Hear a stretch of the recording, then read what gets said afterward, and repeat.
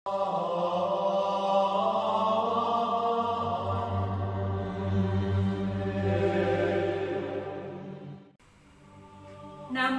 Buddhaya.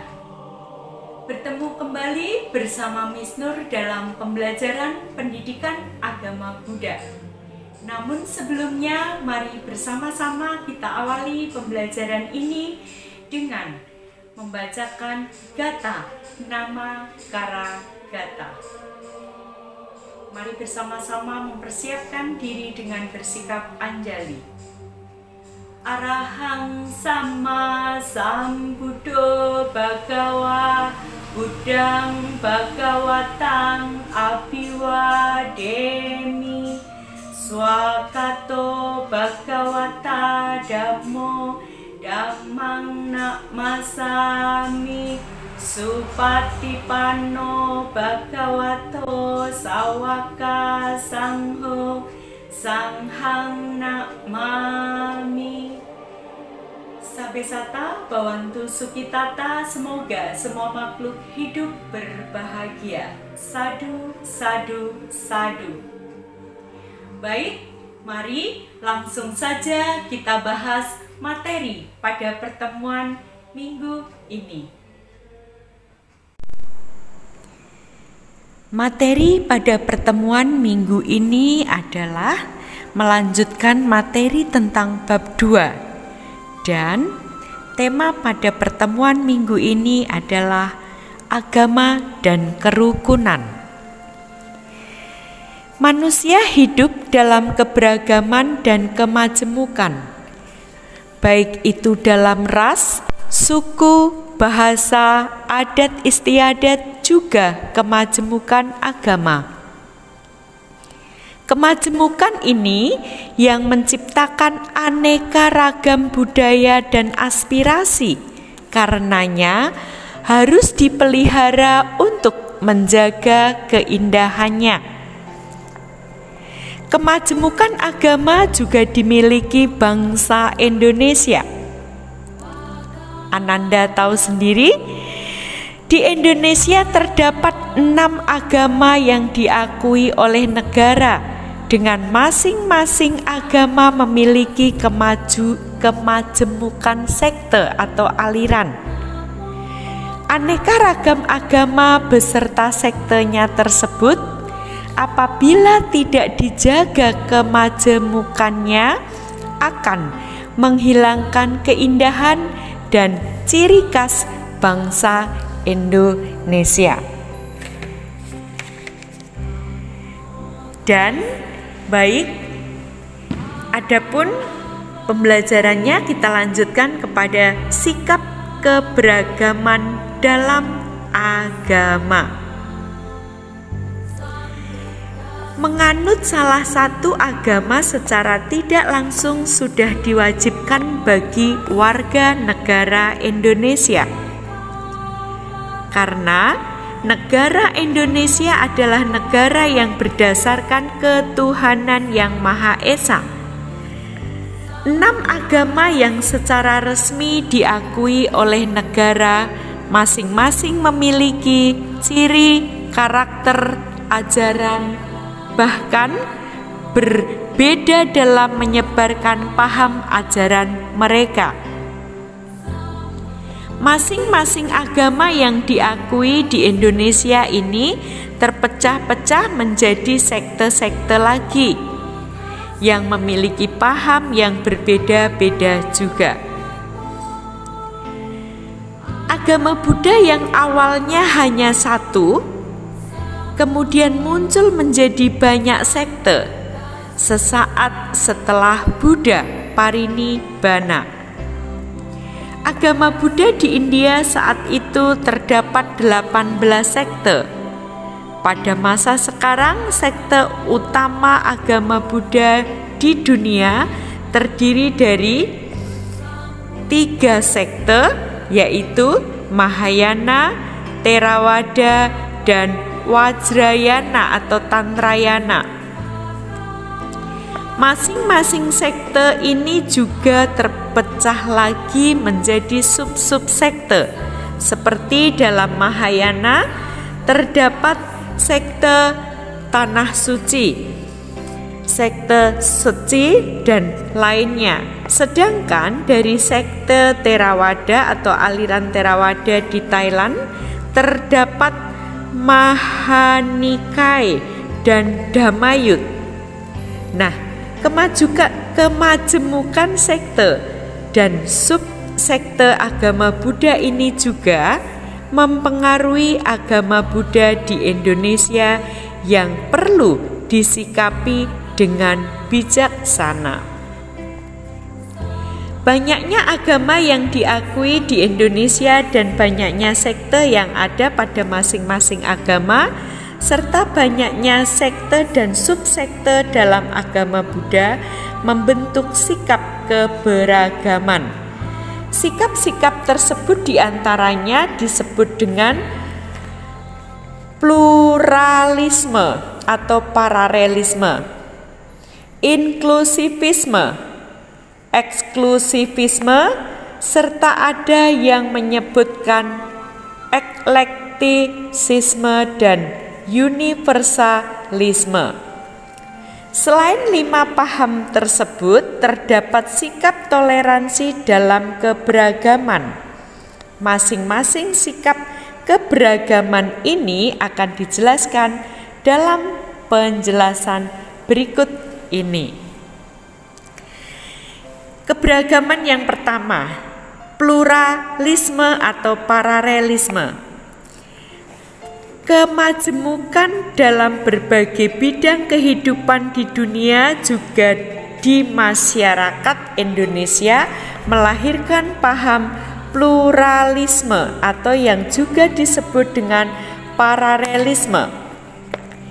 Kata pluralisme dalam Kamus Besar Bahasa Indonesia diartikan sebagai keadaan masyarakat majemuk yang bersangkutan dengan sistem sosial dan politiknya. Pluralisme juga diartikan sebagai sikap saling menghormati dan toleransi antara satu dan lainnya sehingga tercipta kedamaian tanpa konflik dan permusuhan.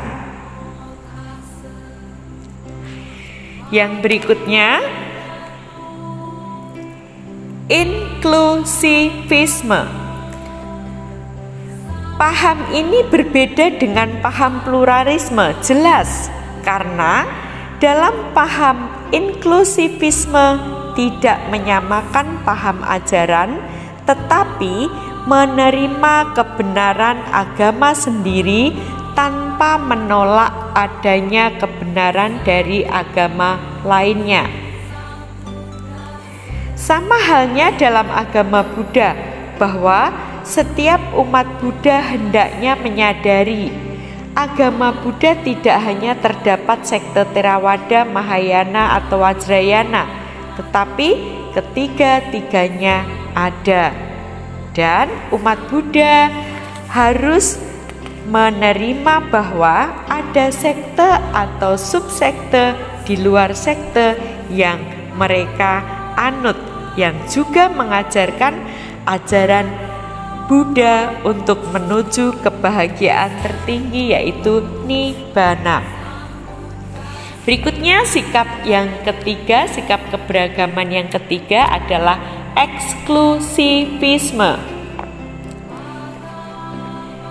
Bagi seseorang eksklusivis, untuk bertemu pada kebenaran tidak ada jalan lain selain orang membuang agama-agama lain dan merangkul agama dan masuk ke dalam lembaga tempat ibadahnya.